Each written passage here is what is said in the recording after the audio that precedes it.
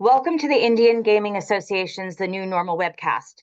My name is Lisa Johnson, and I'm the conference manager for the Indian Gaming Trade Show and Convention. It is my pleasure to introduce Victor Rocha, conference chairman of the Indian Gaming Association.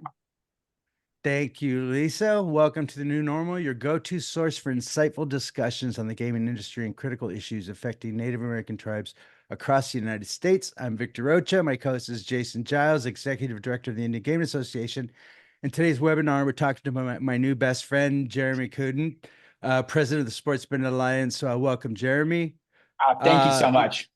Last week on this webinar, we had a conversation with James Siva, chairman of CNIGA, about the existential threat to California tribes by unregulated and untaxed sweepstakes gaming currently going on in California.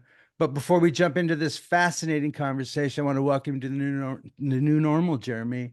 Seriously, welcome. Tell us a little about yourself and the Sports Betting Alliance. Look, first, I just want to thank you guys. This is really a privilege. I'm so excited to be here. I think we're going to have a lot of fun. Also want to thank everybody who's tuning in. It's always great to take an hour out of your day for something I think will be very educational and hopefully somewhat entertaining.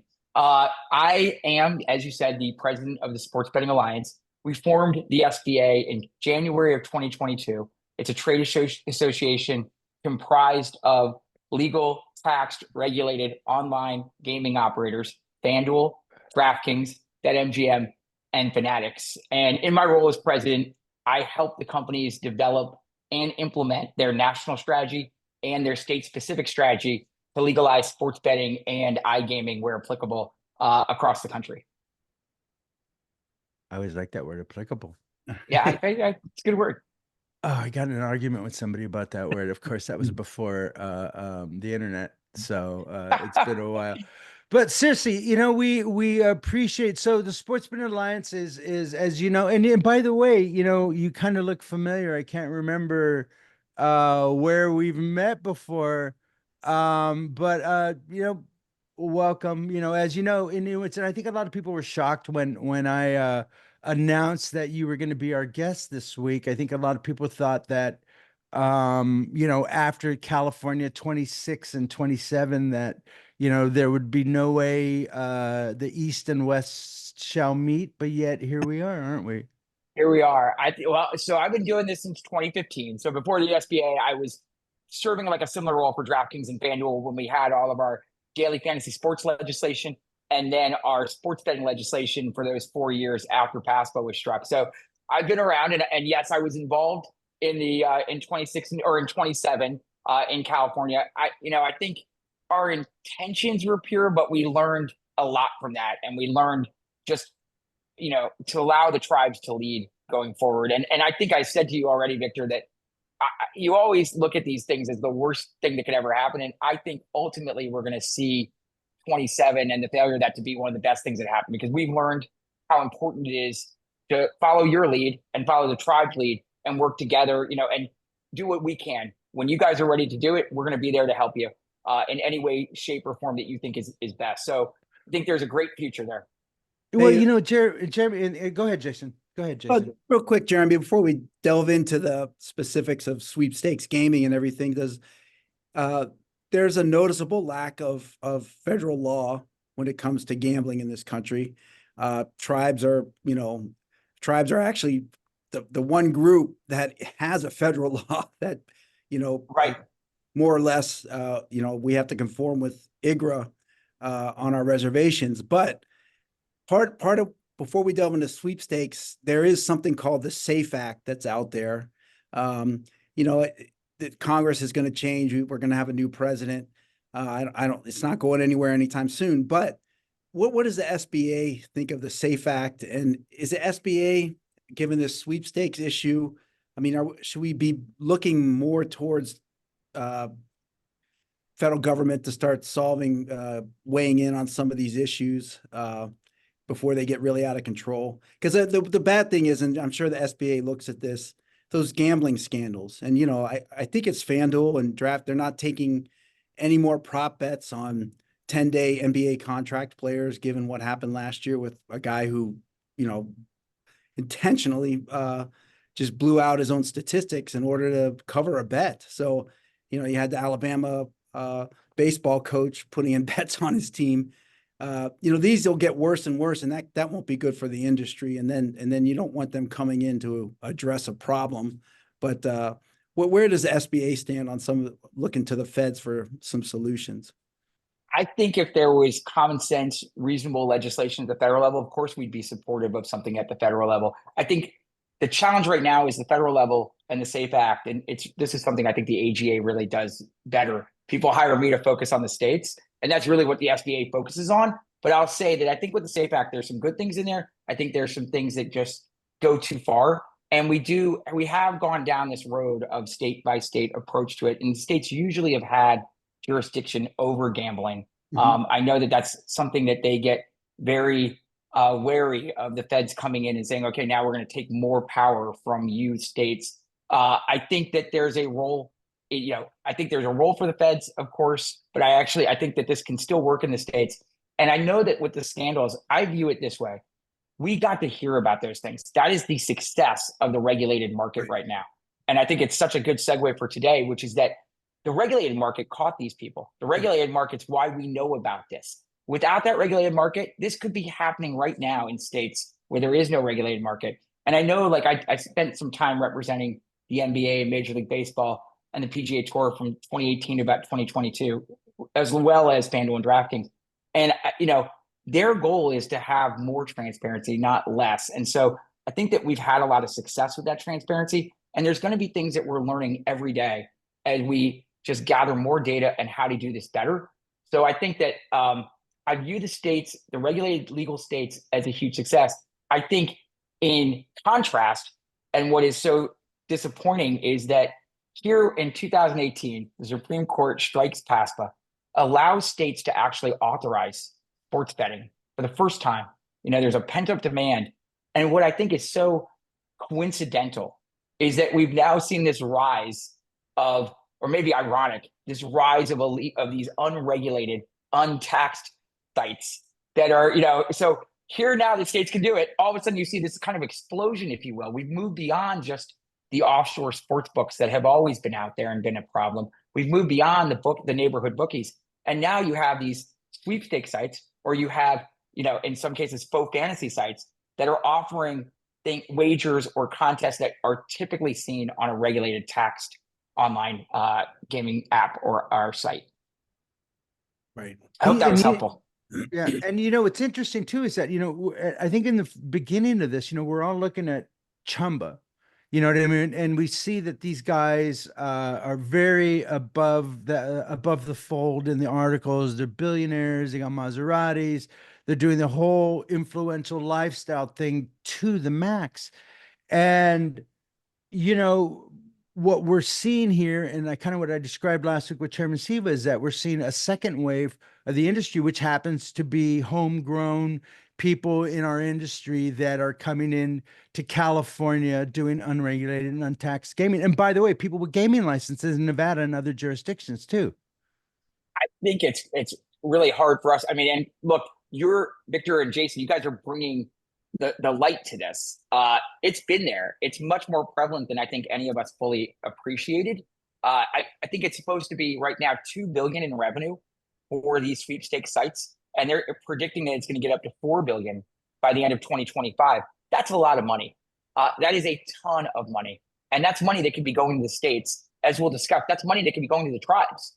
They're taking money away right now, and it's amazing how long this went kind of under the radar. All of the focus on the prize picks and the underdogs, and maybe we were missing the bigger issue. Yeah, I think so too. So go ahead, Jason. Well, Jeremy, let's get into it, because you sent over an incredible, just a step-by-step of how this actually works. And it really, I was reading it, it's like, makes perfect sense. If you gamble at all on sports, or table games, you understand what's going on here. But do you want to break it down for us? Just, real simply for the folks that, we have. What is sweeps? Yeah. Regulators that join us. And also, Jeremy, assume a lot of people are never going to go on this site and actually do it, but they have your example of the McDonald's Monopoly game, I think is ubiquitous, and everybody's heard about that. And at least if you stopped at McDonald's, even if you weren't playing, they gave you the damn You're ticket. gonna give somebody heartburn, Jeremy, right now. They're using that I- McDonald's argument like all day long, man. They're like, this is like McDonald's. So go ahead, just like Jeremy. McDonald's, just like McDonald's. So I'm a history major. I like to start at beginning principles and then we can build out. And what I'm hoping to do is demonstrate, share my screen, so people who've never seen these sites can actually see how they work in real time, in real life. Because sometimes it feels a little confusing. I was admittedly confused myself when I first started like researching this and getting into it. So, okay, let's start with McDonald's. That's the classic legal traditional sweepstakes. They had the Monopoly sweepstakes. If many people may recall this. So what would happen is if you went to McDonald's and you bought, let's just say a Happy Meal. I'm just going to use that as the thing. With every Happy Meal that you bought, you would get a Monopoly game piece. And if you were able to collect like a Monopoly, like Boardwalk and Park Place, which is sadly the only two I could think of off the top of my head. I was like trying to think of the yellow ones. It just wasn't coming up. But so you get Monopoly, you get Boardwalk and Park Place, you win a prize, a cash prize, like maybe it's a car or something like that. It was a big prizes. The intent of the sweepstakes is not to promote the prizes. The intent of the sweepstakes is for people to buy more Happy Meals, and they incidentally get these pieces.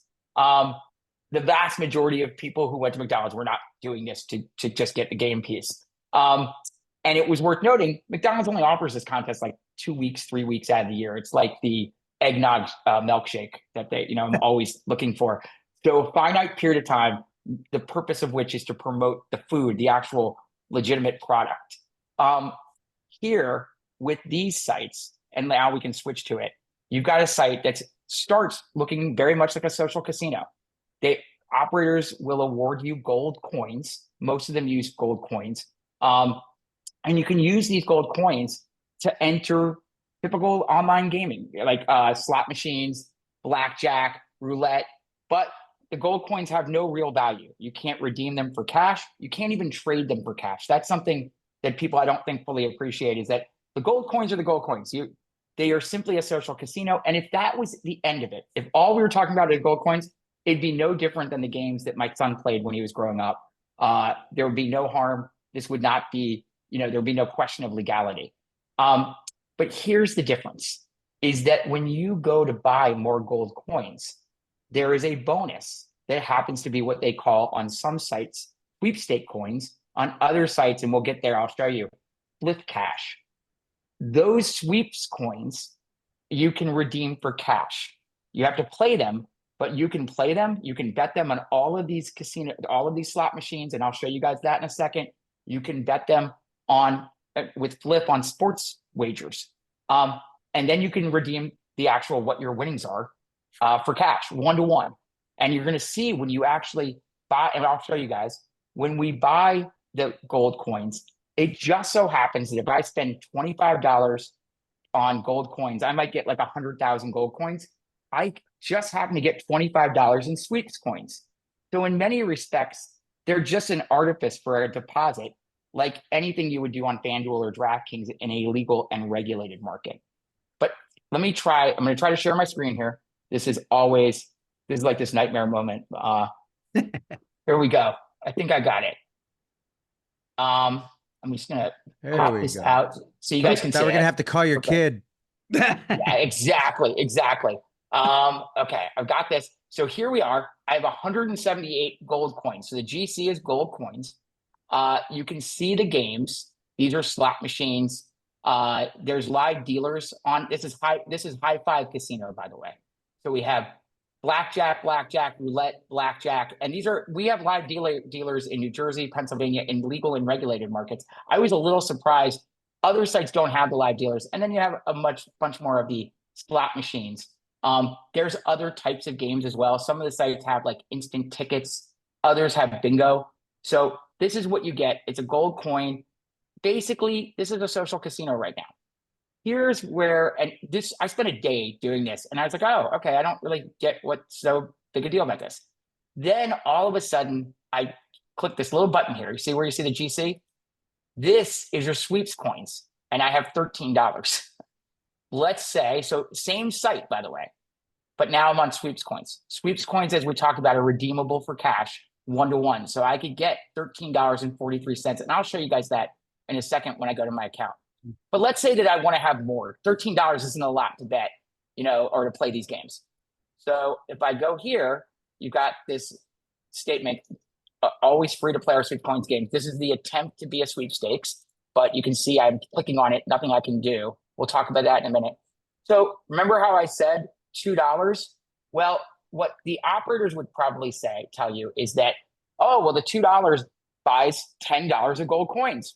That's fine. Oh, and you also get, just coincidentally, $2 of Sweeps coins. So here, like I said, there's that parity. I, after a while, stopped looking at the gold coins there because they're meaningless. And I only focused on, wow, $5 just happens that the bonus offers 5 Sweeps coins. This is essentially what you bet with then. And this is what you can cash in. And so you can go all the way up, as you guys see, to $1,000. And then I get 1,005 Sweeps coins. So I already have coins. You guys don't have to worry about me going through this. By the way, I can use Apple Pay for this, which is pretty remarkable. Yeah, and by the way, you can go, and after we're done, you can Google how to turn coins into money. You can go on Reddit. There's all these people telling you how to convert this into cash. You can go to YouTube. There's people telling you how to convert this into cash. Google how to turn FLIF into cash, and you will see what I'm talking about. It's on Reddit. It's on social media. The young people know about this. They know it's a game, and they know how to do it. So go ahead, Jeremy. Okay, I'm going to do one more. I'm going to play just to show you, just so you guys can get a sense of what we're talking about. This is not very different. Let me be clear, not different at all from if you go on the FanDuel Casino in Pennsylvania, which has a legal iGaming. When I did this as a practice with Victor yesterday, I actually won. Today it looks like I'm losing, so I just lost. Let's see, did I play $5? Oh, I lost like half my money there. Yeah. Let's just see if I get one more and then we'll go. I don't even see anything on here. Okay, so I am now down to $3. Come on, Jerry, deposit some money, man. Come yeah, on. exactly. Don't be cheap. So this just gives you a sense of what we're doing. And like you have the Sweeps coins here. I now could redeem these $3.40. Redeem. I'd have to verify my account, but then they'd send me $3.43. Somewhere here, there is a way to try to do a free alternative method of entry, which is a staple of sweepstakes. You may recall as kids when like the cereals would have sweepstakes and they'd be like, you can write to Battle Creek, Michigan. Here, you can send a postcard. It's pretty complicated. And as we'll say a little later, like courts have rejected it when it's so obvious that the primary focus is on paying consideration to win a prize. So this is basically an online casino version. I'm going to stop my share here and I want to show you a sports book next, because that will also, I think, be very instructive. Let's see. So I just want to see where I have to share. Are you guys seeing me now again? Yeah. You're there. Perfect. Okay, excellent. So now let's go to FLIP. FLIP, I heard of FLIP, I don't know about you guys, about a year or so ago on some podcasts. It is widespread at college campuses across the country. My kids go to school in Missouri. Most of their friends have FLIP accounts. Hopefully we'll pass our ballot initiative next week or on the 5th, and then they can switch. But it's very prevalent at California colleges in overall. So here we have, this looks like a sports book, right? Maybe not as good a sports book in my opinion as FanDuel, DraftKings, BetMGM, or Fanatics, but it's a sports book. And you can do it anywhere. And so right here, like these are the, looks like these are the Championship League or Champions League games that are going on right now. I could do live bets on them right now, which is kind of crazy. I have 63,000 flip coins, by the way. But like, even if I win, even if I get to 10 million flip coins, it won't matter. They're useless. I can't really do anything but play for fun. But watch, same thing as before.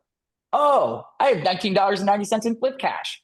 So now I can actually bet for real, and then I could redeem and win. No different than FanDuel or DraftKings. And I can put as much money as I like into this. And let me just show you, just to show you how similar it is as well. We want to shop. Flip does it a little different. They use the word flip cash. They have promos just like sports books have in legal and regulated markets. But let's focus on this one. I want to spend $20, let's say. And I can get 65,000 flip coins. That what's really funny is look at this. So this screen just has the gold coins, but when I click on it, it just shows me the flip cash. And the flip cash for a $20 purchase with only one time playthrough is $21. So basically a one-to-one exchange. But if I go to $50, I have to play through 20 times. It's impossible. I don't even know if I'd ever play through 20 times. But that means I have to go through all of my money 20 times over. Probably not going to have any money left at the end, just in my experience of doing this. But the real number here, the $21, it's one-to-one. It's just like making a deposit on FanDuel or DraftKings. And I would then have exactly what I have today. And you can see I can do it with Apple Pay, with Visa, MasterCard. And, I'll stop here just because. Well, Jeremy, and that's what somebody told me in Vegas, the same person that said, listen, we're going to keep, if you can stop us, we're going to keep doing it. And they said, as long as Visa, MasterCard said, we're okay.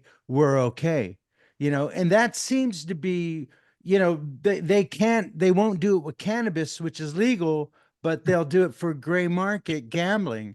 It doesn't make any sense to me. I think it's just they may be as confused as anyone, and I think that's what we're trying to avoid, move out of, is just remove the confusion. And so, like here, I'll just make a bet here, $5. I just basically bet $5. I mean, that's the way I view that money, and I'm not sure in Jeremy Kudon's opinion, and I should say all of my opinions today are mine, but in my opinion, I don't really know the difference between this and DraftKings. Or FanDuel, in the markets where they're legal. Again, I think people get confused when they're on the gold coin side and they don't realize that it's this side. It's like, it would be like a speakeasy, like going into like what looks like a soda shop. And then all of a sudden, like all I have to do is flip this and it becomes an actual bar. So Jason, in a weird way, it reminds me of Class 2. You know what I mean? Back in the early days of Class 2.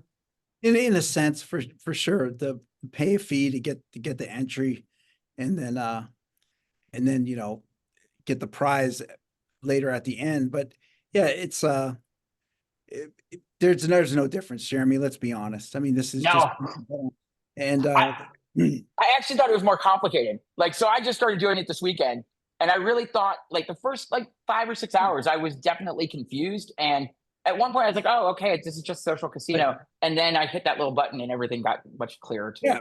To your point, you just start to ignore the promotional side of it, the part that drew you in. So it's very similar to, and I know that someone tweeted about this on X. It's very similar in some ways to the internet cafes. The big issue of the early 2010s, late 2000s, where people were buying these phone cards or this internet time, but what they really were buying is $20 to play these kind of games on a computer in a cafe. Same idea here. You're spending $20 and yes, you get these gold coins. I think I have 28 million gold coins on one of the sites right now. I'll never use 28 million gold coins. And it's similar to one of those cases where the courts would be talking about the facts that there'd be hundreds of phone cards on the floor of these internet cafes because no one needed the phone cards. They just wanted to play the sweepstakes. Right. So I hope that was helpful. In just when you talk about it and the dual currency, I think it can get confusing. Yes. I think when you see it, it's oh, that's not really a dual currency. There's really just one currency. And that currency can be redeemable for cash and you can win cash prizes with it. Now, and they have you ever done a payout, asked for a payout? Do you know how they do it? Let's see. I mean, so when they do it is what they do ask you to verify your identity. I don't know how hard that is, Jason. I haven't yet gone through the process of, I only have $9. But I think that they ask you to verify your identity just to prove you are who you say you are. And then apparently I think they give you the money right back, and again, I think it's done either through your credit card or I don't think it's a cash payment. Okay. Yeah, they do prizes, they do other things. There's gift cards. Yeah. Right. And then again, go to Reddit, go Google how to get money out of Fliff. You know what I mean? I mean, the kids already have figured it out. You know, just because we're older, we have a problem. But it's on Reddit. They have entire, sub bulletins to this thing, and so it's very much so. Here's the big thing, Jeremy. This is happening now in California. We have an industry that is going to Wall Street and saying, listen, you give me 100 million, I'll give you 1 billion down the road. This is where we're going to make our money in California. How is this happening in California? I mean, I seem to have missed it. Like I said last week, I missed the magnitude of this thing, but my eyes are open now. The California tribe's eyes are open now. And I think everyone in California is very aware that this is ongoing. I mean, I think it was hiding in plain sight. We definitely heard about Flip, but when you're an AG's office in any state, you have a lot of priorities and a lot of things that are happening. You've got the opiates. You have so many things that you're focused on that I just don't think this has risen to their attention yet. I'm sure once it does, there may be action, but that takes time. There's now ads, I understand, with Ryan Seacrest promoting one of the sites. Yes, I've heard, yeah. Like Drake promotes another site, Stake, which we haven't talked about today, that uses crypto as its form of currency. But like it's just now, I think, starting to hit the popular, where people actually are starting to talk about them. That's the level of noise that you need to get to for AGs to act, unless people like yourselves start to, do webinars and educate them and say, hey, this is a real big issue. I think I've made my personal opinion, and this is, again, my personal opinion known, which is that here, my clients, we've spent the last 6 years just blood, sweat, and tears trying to pass legislation to legalize sports betting and iGaming. I'm a diamond member of Delta, countless school, missed birthdays for my kids. And that's true of my team. That's true of the DraftKings, FanDuel, BetMGM, Fanatics, government affairs teams. We're on the road constantly trying to pass legislation. And let me tell you, I wish I'd passed legislation in Texas or in Alabama or Georgia over these years. It's hard. It should be hard though, right? Because that hard part of it is what lets stakeholders get together and come up with the right legislation, with the right regulation, with hopefully the right tax rate. But it's all, there should be no shortcuts here. And so I'm hoping that the AGs see this and recognize, in the regulated states, why would we let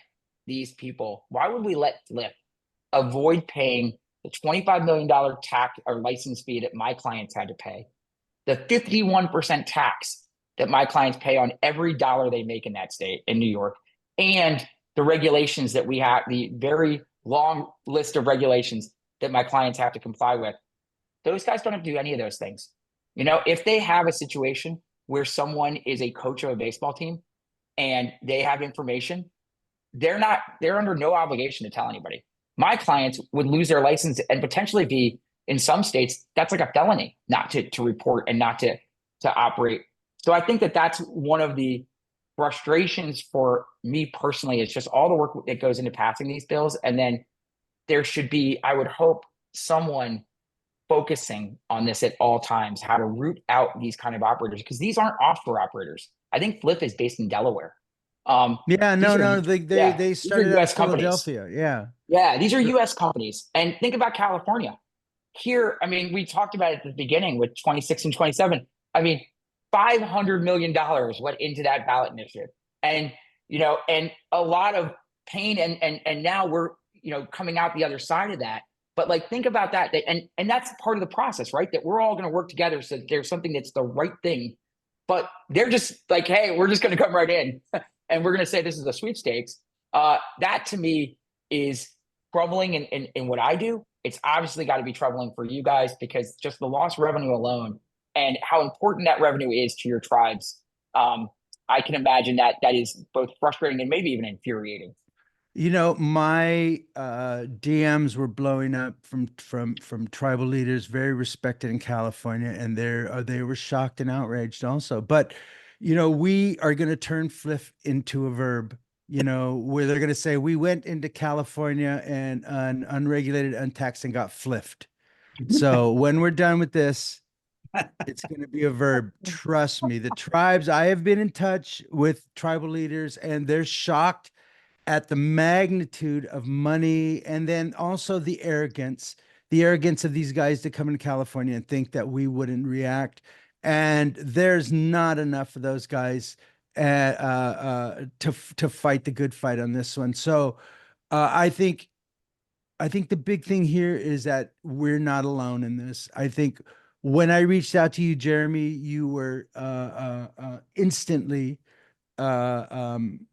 welcoming, and we had a commonality right here. And I know a lot of them were freaked out that I brought you here. And what were you hearing, Jeremy? What were you hearing? I think a lot of people were shocked. I think that G2E, and I don't know if either of you are Games of Thrones fans, the HBO series, but I think G2E was sort of the White Walker moment for that in that show. Like, you have all these warring groups, and they're just so focused on each other. And meanwhile, like, the real problem is over the wall.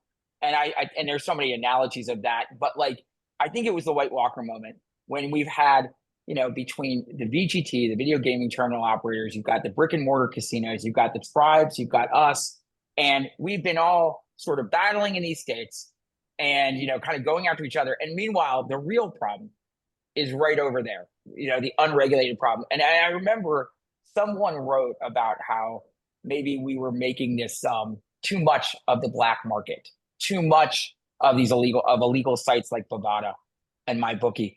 And I don't think now that I was making enough of it. I wasn't saying enough, probably. And I think that this is a moment for all of the regulated operators, no matter who they are, and the sovereign tribal nations to band together, unite here, and let's root out the unregulated gaming. It's like a pandemic right now. Let's root it out. Yeah. Well, Jeremy, you talk, every day on Pachanga.net, there's a story of, sweepstakes gambling in Virginia and in Missouri. And I think we were all shocked to see that this is now going online, and it's basically the same thing. It's no different than the slot machine in the bodega in the back room or the gambling room somewhere else. It's pretty much the same thing. And this is an industry that is not into this for entertainment. This is an industry that is grooming the next generation for gambling. You know what I mean? This is their killer app, and that's why you're seeing all the Wall Street money and smart money, running into this. But look at, they're in California now, and look at, they're going to get flipped. I guarantee you. That's great that you could use it right away. I agree. I think I would hope so. I shouldn't say I agree, because like what we see in states, and you see it with the skill games, and like that's not an SBA issue, but just sitting here right now, you see these unregulated, untaxed, unlicensed slot machines just proliferating everywhere. And then it's so odd. It's like their goal then is say, hey, we're here, so you might as well make us legal, because it's just too hard to get rid of us. Right. And that's what I fear is happening here. I'm sure you guys have had this experience in California as well. Yeah. It started with the Spanish missionaries.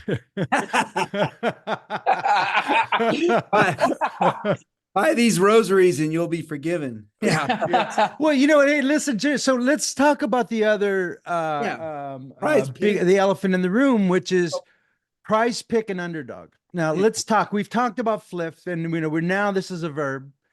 Let's talk about prize pick and underdogs. Now, they have been very vocal about saying, listen, no, don't mix us in with these guys over here. Yet, as somebody for the SBA, tell us a little bit about DFS 2.0 and why it's different from the regulated industry. I have a hard time with the DFS 2.0 having been behind DFS 1.0, because daily fantasy sports, which DraftKings and FanDuel started doing, I think 2009, 2012 is, FanDuel started in 2009, DraftKings 2012. All that is your typical fantasy sports contest. Think of football or anything that you've heard friends do. I think we used to have a stat like 60% of Americans do it. And most people do it in America like on a season-long basis. FanDuel and DraftKings innovated that and had it on a one-day basis or slate of games basis. Same idea though, like the same process, very difficult. I'm terrible at it. I stopped doing. I was always getting beaten. There's experts. But that was a skill-based game that was very different than sports betting. It was not, and I used to go from legislature to legislature to legislature. I think I've spoken to the tribes about this to explain what it is, but like we used to explain, like it's not against the House. It's not, this is not a player prop bet. This is just basically fantasy sports in a very short time frame. And there's so much great things about fantasy sports that, I think it was a great product. It was just the first product that had pay and had the internet. And I think that led to some confusion. Prize Picks and Underdog, and I have friends there, and it pains me whenever I have to do this because I've got really close friends at some of those companies. But they use the word fantasy sports, but all it really is a player prop parlay. Will LeBron score 10 or more points? Will Bronny score 2 or more points, or play more than 1 minute? Something like that. And yes or no. That's the same wagers that FanDuel, DraftKings, BetMGM, Fanatics offer on their sports books in markets where it's legal and regulated. And I'm talking really about the against the house product, which means like basically FanDuel and DraftKings innovation was that you're playing against each other, just like fantasy sports. You're not playing against the house. I must have been asked that question, like I said, 50 different times. And I said every single time, no, this is daily fantasy sports. It's not against the house. That's a sports book. With Prize Picks and Underdog in certain markets, and I believe California is one of them, you are playing against the house. So it's no different than a book. So in my opinion, Jeremy Kudon's opinion, those are sports books. They should be regulated as sports books. They should be licensed as sports books. They shouldn't be operating in a state like California if they're using an against the house model. If it's peer-to-peer, more like, then you get into a skill-based conversation. But like on a against the house, I just don't understand where the fantasy comes in. I'll say it. I think the fantasy is that it's fantasy sports.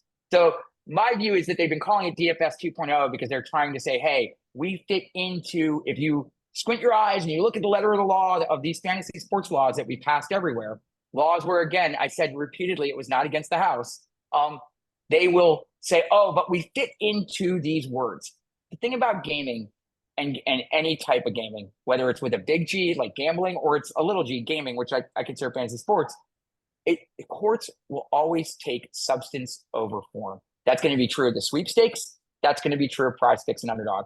So I can't tell you how many states where we don't have a legal sports betting platform because, it hasn't passed in a law, where someone will be like, yeah, I'm doing Prize Picks. Like, what do you think of that? Like that's, I don't need to do sport. Like, I don't need FanDuel or DraftKings. I've got Prize Picks. And you're like, WTF? This is exactly what we're trying to avoid. And it's a shortcut, right? It's a shortcut. And they use the term innovation. And again, and I don't much respect, I love people there, but the innovation here is just that you found a way to use the word fantasy sports to describe player prop parlays. Right. I had someone DM me and they said, why are you going to shut the entire industry down? This is about innovation. And, when they said it to me, that word hit me like the word manifest destiny. The exact same thing, innovation, except for manifest destiny. So I'm supposed to move aside so you can innovate a new way to gamble. And that's just not going to happen. But that's how the language that they try to use, for us. And Napster did it, Victor, if you remember, way back when. It was innovation. Yeah. And I got in a whole argument. I was like, it's illegal at the time. I mean, you had to do Spotify then or something like that, where you pay. But Napster just saying, oh, but it's innovation, Jeremy. And I would be like, right. The old Tower Records. That's like me just saying, oh, I could transport myself into Tower Records like Star Trek, take all the records out and and then transport out. And somehow that's legal because it's innovation. Innovation does not trump the law. And like I said, I don't think there's anything innovative about what is being done. I think what's innovative is how they're marketing it. And that's the kind of innovation that wiped out Tower Records in an entire industry too. I mean, they're now gone. You can't go to them anymore because of innovation. So, for us, that argument doesn't work, nor does it make us sympathetic to the cause. It's just, okay, we know who we're dealing with here. And that's kind of how we hear it as Native Americans. So let's talk about, the big dog here is VGW.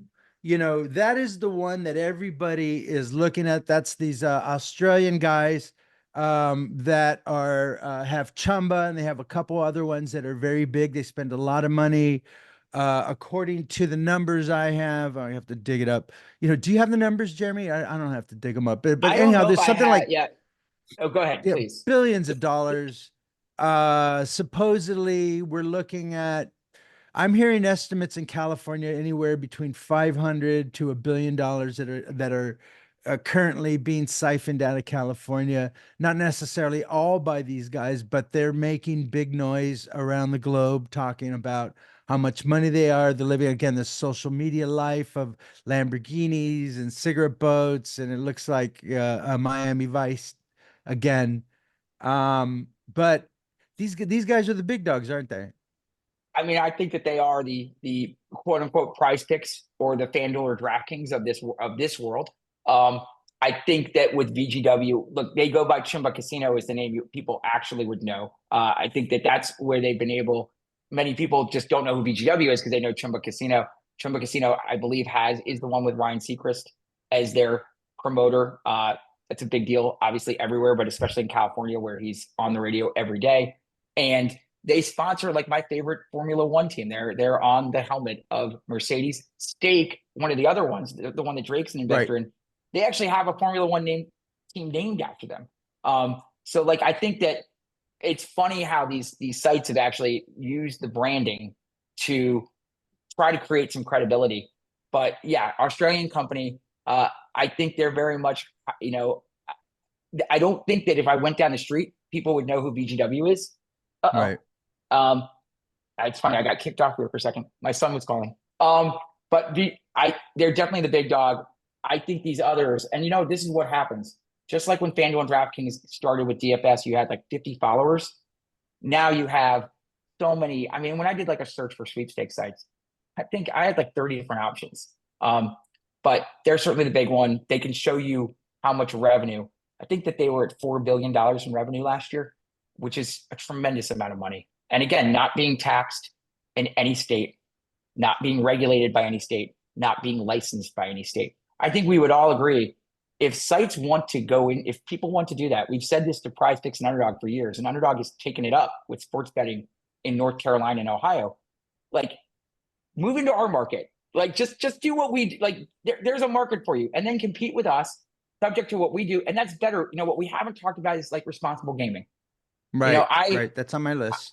Yeah, we haven't talked about that, but like that's the things where right now they're not subject to any minimum standards of responsible gaming.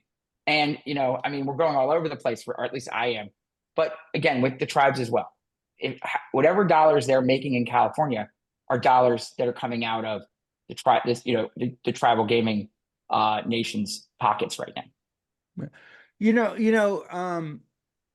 Responsible gaming comes with regulation. You know what I mean? That comes with being part of the system instead of being fighting against or looking for this arbitrage against the industry that you're going to come in and take advantage of unregulated and untaxed gaming in California. And then all of a sudden the switch is flipped and you guys are already in the market.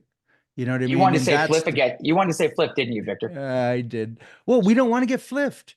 You know what I mean? We don't want to get flipped, so, but, let's talk about the regulators. Where are the regulators? Where are the state regulators? Where is the industry on where is the government on this? And as a state by state approach, I know the SBA, that's the way you guys have been operating. I mean, you got to admit it's tough because these guys can jump around and maybe they can even come back in once you chase them out.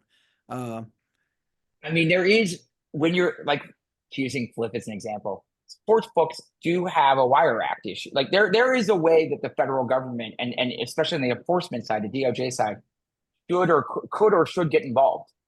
So there is a federal overlay here that if you're engaging in illegal gambling, you typically are violating multiple different statutes that the federal government will come in on and start to and they have in the past. They prosecuted some of the internet cafes.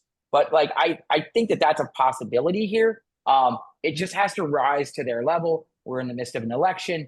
But on the regulator side, I think that there's a little bit of a pointing fingers. Like there's that Spider-Man meme of the people pointing at the Spider-Mans pointing at each other. I think here, gaming regulators also have a lot of priorities. They have very few resources. It's very hard. They're always understaffed. States, I wish, would give them more money. It's an important cause. But so you have regulators who are like, look, our jurisdiction is usually limited to licensed operators. That's the jurisdiction that we have. We can't come in and tell someone what to do or what not to do, who's not licensed or regulated. So then that moves to the state AGs. That's usually where they come in that breach. Right. Well, I've got folks texting me and saying, that Washington State, it's illegal, but they can use a different address from another state and it lets them right in. I mean, so to your states are acting, Jason. Like, I think Connecticut and Michigan have both acted on this. Michigan has a very prescriptive iGaming law, which my good friend Brant Iden, who's a member of our SBA, passed when he was a legislator. Very prescriptive. So Brant was the sponsor of that bill, and it basically it makes clear in statute that you just can't do anything that involves more than $5 on what would be online gaming. But here, I mean, I know there's an argument about whether there's loopholes. I don't necessarily think that there's loopholes in any state. I think that it's just a matter of finding the resources and making this a priority. What we've done, or what you guys have done, I should say, is bring this to the light. To the extent there's regulators on today, hopefully they learned something about these sites right now. Oh yeah, listen, I'm getting messages from the right people right now, asking the right questions.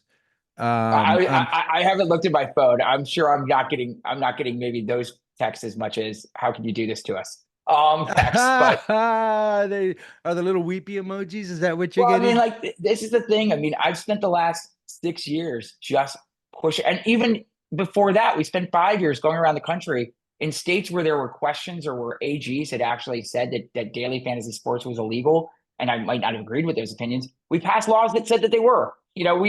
I lost probably 10 years of my life in our New York battle in 2016. I'm hoping it's the 10 bad years.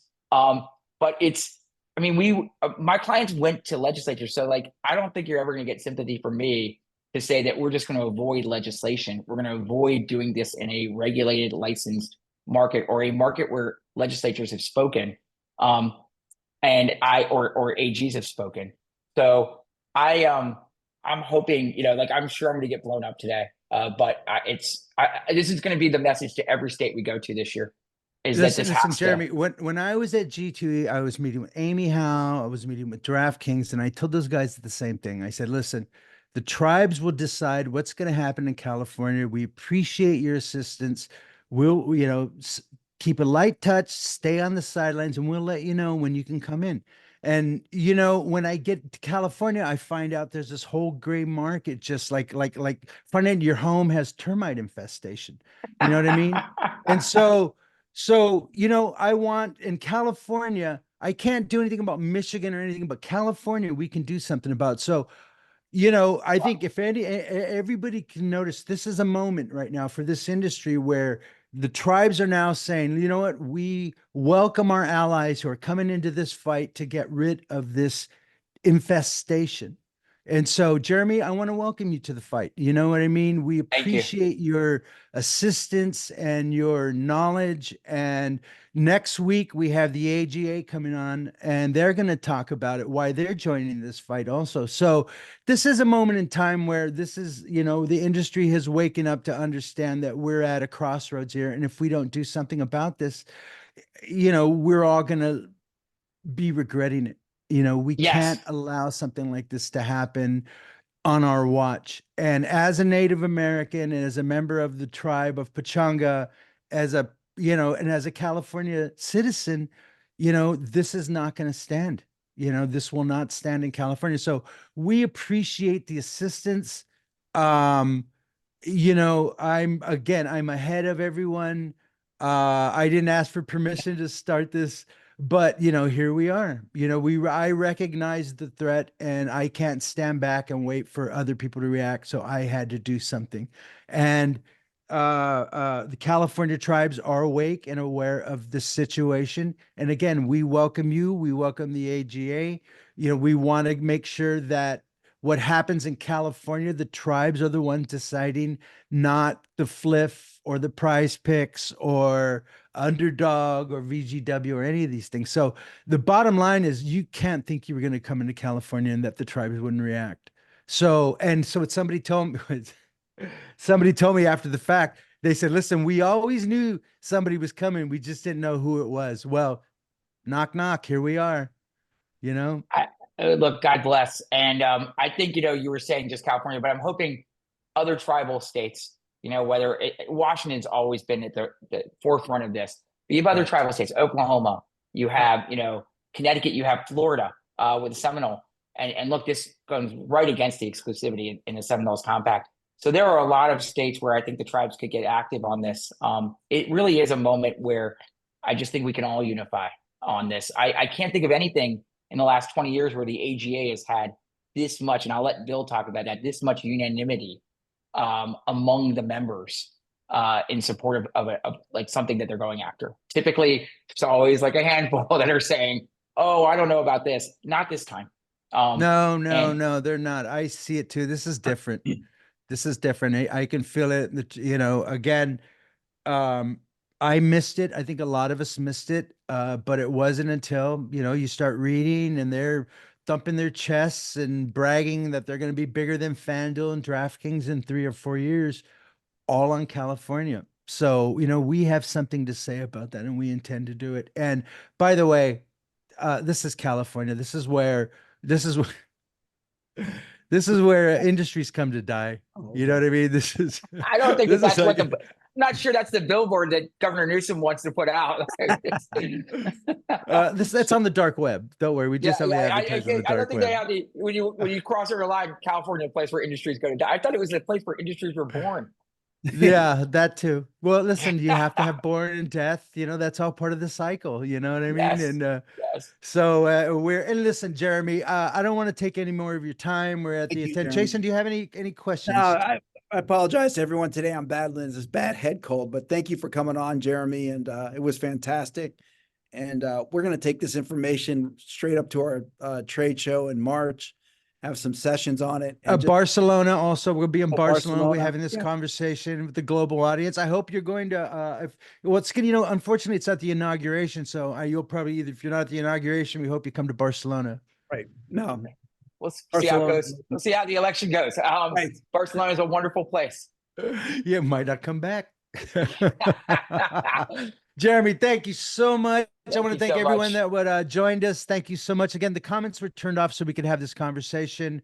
Next week we have the AGA, and then we have several more that I think you will be really impressed with. Again, Jeremy, thank you. This is the beginning of a beautiful friendship. We really appreciate you being here. Appreciate it. So much, Thank you so much. All right, my Appreciate friend. it. Thank you. Bye-bye. Bye, guys.